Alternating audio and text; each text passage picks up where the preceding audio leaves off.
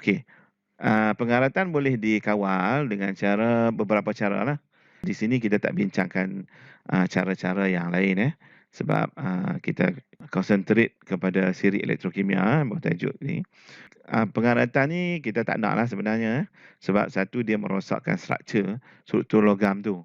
So kalau kita tengok seperti jambatan besi ataupun feri-feri, kalau dia karat tu dia mudah, logam besi tu dia mudah patah. Dan juga, pengaratan ni juga, sebenarnya dia mencacatkan pemandanganlah, okey.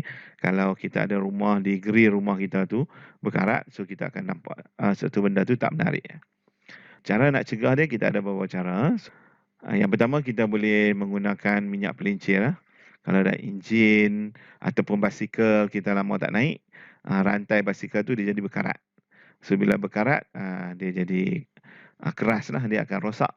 Tapi kita boleh atasi masalah, menahan dia berkarat tu dengan cara kita bubur minyak pelincir.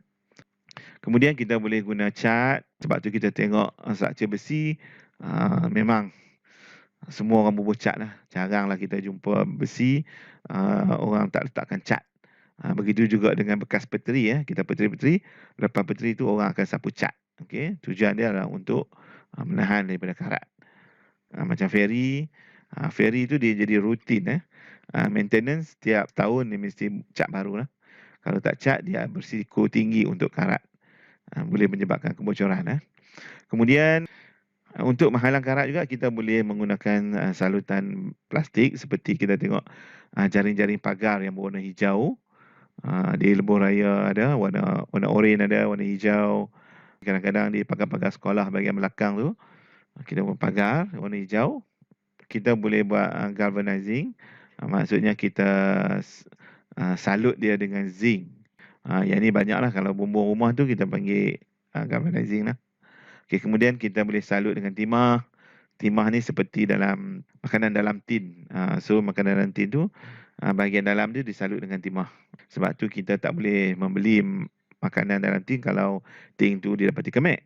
Sebab kemek tu dia boleh menyebabkan permukaan besi dalam tin tu terdedah dan menyebabkan proses pengaratan. Mungkin membawa keracunan kepada makanan. Kemudian kita ada pengorbanan perlindungan. Dipanggil sacrificial protective, menggunakan logam yang lebih elektropositif. Okey, yang ni kita akan tadi sekejap lagi. Kemudian last sekali kita ada proses pengalloyan. Proses pengalloyan kita dah belajar di tingkatan 4 pengalloyan. Stainless steel ni kita boleh menggunakan nikel. Nikel. Okey, stainless steel. Stainless steel. Yang tadi campur karbon tu adalah steel. Untuk mencegah, macam cikgu kata tadi, untuk mencegah penglihatan secara pengorbanan perlindungan, okay, kita tengok kat sini, kita menggunakan logam yang lebih elektropositif daripada besi. So kalau kita tengok siri elektrokimia di sebelah ni, okay, ferrum berada di sini. So kita akan guna logam yang di atas pada dia. Okay, sebab logam yang di atas ni dia lebih elektropositif, maka pengayonan akan lebih tertumpu kepada logam yang berada di atas. Sebaliknya logam yang berada di bawah ni tidak akan mengayon lah. Itu kita panggil pengorbanan perlindungan. Okay, dalam bahasa Melayu. Teori dia, apabila dua logam bersentuhan antara satu sama lain. So bila maksud dua logam ni, maksudnya satu logam akan lebih elektropositif dan satu logam lagi akan kurang elektropositif. Apabila bersentuhan dengan lain, bersentuhan antara satu sama lain, logam yang lebih elektropositif tu akan lebih mudah mengayon. Logam yang lebih elektropositif ni, yang bahagian atas ni, akan lebih mudah mengayon. Jadi apabila besi bersentuhan, besi ferrum sini, apabila dia bersentuhan dengan logam yang di atas, maka proses pengaratan dapat dicegah. Proses pengaratan dapat dicegah. Okay, kita tengok. Eksperimen ni ada dalam YouTube cikgu. Kamu boleh rujuk kat sana. So di sini kita tengok ada set A ni, kita tengok paku besi dililit dengan pita magnesium. Okey, di sini ada paku besi, ferrum dililit dengan pita magnesium. Sini ferrum dililit dengan zinc. Yang sini pula ferrum dililit dengan kepingan kuprum. So, kita masukkan larutan agar-agar dengan kalium hexacyanurate 3 dan juga beberapa titis larutan phenolphthalein. So, kita akan observe dari segi kehadiran warna biru tua, tumpuk biru tua dan juga merah jambu. Okay, dari segi teori, kalau ada kehadiran tumpuk biru tua, maksudnya ada kehadiran ion ferrum lah. Kalau tiada biru tua, maksudnya tiada ion ferrum. Kalau ada merah jambu ni, maksudnya dalam phenolphthalein, maksudnya larutan itu adalah larutan alkali. So, bila larutan beralkali, dia merujuk kepada kehadiran ion hidroksida. Kita tengok seterusnya, selepas 1 hari, kita akan dapati tumpuk biru tua. Di sini tumpuk biru tua. So, tumpuk biru tua ni adalah untuk menguji kehadiran ion ferrum 2+. Ferrum 2. Ion ferrum 2. So, ion ferrum 2 akan hadir di mana? Kalau paku besi bersentuhan dengan magnesium, okey, maksudnya dalam dua logam ni, mana satu logam yang akan mengion? Okey. Mana satu logam akan mengion? Magnesium akan mengion sebab dia lebih elektropositif. So, jadi dalam magnesium dalam set A ni tiada tumpuk biru. So, kalau zinc di sini masih lagi tiada. Okey. Kalau kalau cuprum di sini, so maksudnya antara dua ni ferrum lebih elektropositif. So, di sini akan ada tumpuk biru tua. So, dalam ni. So, dia ada tumpuk biru tua akan terhasil. Okey, di sini ada larutan warna pink, larutan warna pink. Okey, larutan warna merah jambu. Okey, larutan merah jambu menunjukkan kehadiran ion hidroksida.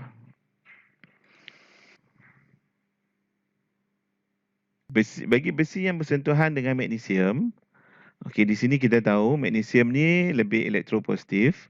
Sini tiada tumpuk biru lah.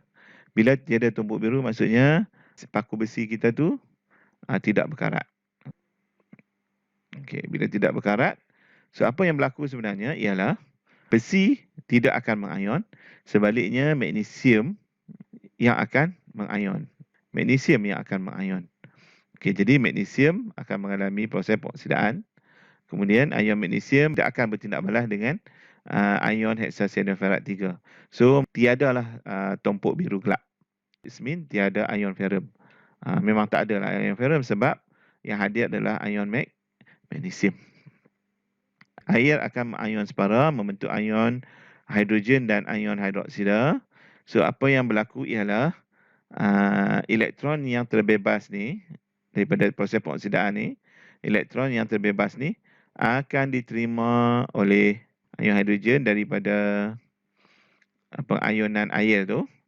So, dia akan menghasilkan gas hidrogen. Okey, inilah menunjukkan sebab apa ada bubble gas. Dia ada gelembung gas terbentuk di dalam tabung uji.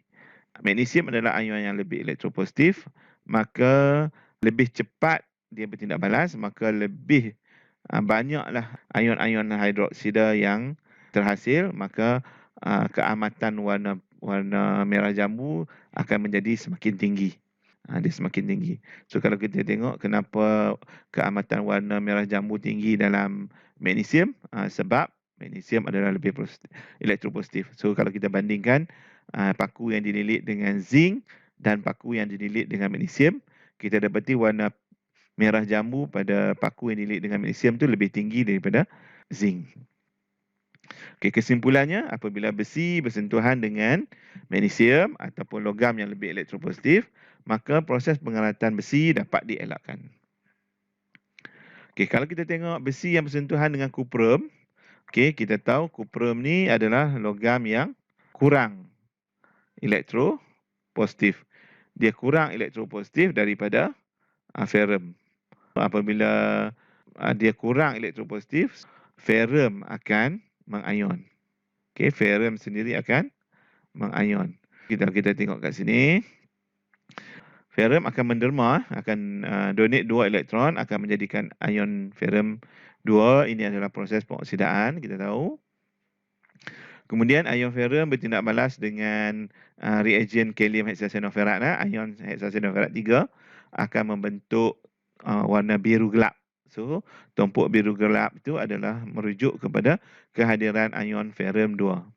So, elektron yang dibebaskan semasa pengayonan ferrum akan diterima oleh ion hidrogen, sama macam magnesium tadi. Dia akan membentuk gas hidrogen dan menyebabkan kepekatan ion hidroksida meningkat, dan ini akan menukarkan warna penunjuk phenolphthalein daripada tidak berwarna kepada warna merah jambu. Kesimpulannya, sekiranya logam ferrum bersentuhan logam yang kurang elektropositif daripadanya, maka kadar pengeratan lebih tinggi. Kesimpulannya, kalau ferrum bersentuhan dengan silver ataupun perak, argentum, maka proses pengeratan itu lagi cepat berlaku. Okey, aplikasi pencegahan karat, kalau kita tengok, proses pencegahan karat ini diaplikasikan dalam kehidupan kita. Kalau kita tengok, kita ada underground pipe.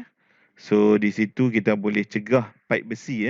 Sekarang kita dah tak guna pipe besi. Kalau zaman dulu, memang digunakan pipe besi. So, nak mengelakkan pipe besi ni daripada berkarat, kita sentuhkan dia. Ataupun dalam proses ni, dia akan menyambungkan beberapa tempat panjang pipe besi tu. Dia akan letakkan beberapa bag magnesium. Tujuannya adalah untuk mengelakkan besi daripada berkarat. Sebab magnesium lebih elektropositif, maka ferrum tidak akan mengayon, sebaliknya magnesium akan mengayon. Okey. Begitu juga dengan kapal-kapal besi. Kapal-kapal besi, selalunya kapal kargo. Untuk mengelak pengeratan ni, dia akan ada yang disapu dengan zinc, cat zinc, ada yang dia letakkan jalur zinc. Sebab dia duduk dalam laut, maka proses pengeratan tu lagi cepat berlaku berbanding dengan terkena air. Sebab air tu adalah elektrolit. So, kalau air laut tu, dia elektrolit yang lagi bagus. So, proses pengeratan lagi cepat. So, jadi kalau kita tengok kapal-kapal, feri sebagainya, dia perlu meletakkan blok zinc ni dan di-maintain dengan baik supaya badan kapal tu tidak berkarat dan tidak tembus, tidak bocor. Okey, syarat pengeratan besi, dia mesti ada, cik ulang sekali lagi, dia mesti ada oksigen, dia ada besi dan air, of course. So, kita berbalik kepada rumah Cik Kiah tadi. Kenapa rumah Cik Kiah tadi berkarat? Sepatutnya tak berkarat sebab dia dilindungi oleh lapisan zinc di luar tu. Di dalam lapisan zinc tu ada ferrum. Tapi kenapa dia berkarat? So, kita kena fikir-fikirkan. So, aluminium, plumbum atau zinc merupakan logam yang elektropositif. Maka mereka ni lebih senang terkakis dan membentuk lapisan oksida yang kuat. Aluminium oksida adalah salah satu daripada oksida yang kuat, yang sukar untuk bertindak balas lagi. So, lapisan oksida yang terbentuk akan melekat rapat dengan logam seperti zinc oksida. So, dia melekat kuat. Tapi tu apabila dia melekat kuat, maka proses pengaratan besi yang ada di dalam lapisan zinc tu, dia tidak boleh berkarat sebab dia dilindungi oleh lapisan zinc oksida. Tapi lama kelamaan, kita dapati bumbung rumah Cik Kiah tu karat juga.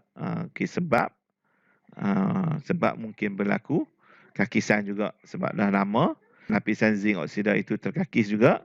So, menyebabkan lapisan oksida tu ditanggalkan, maka terdedahlah lapisan ferrum, lapisan besi.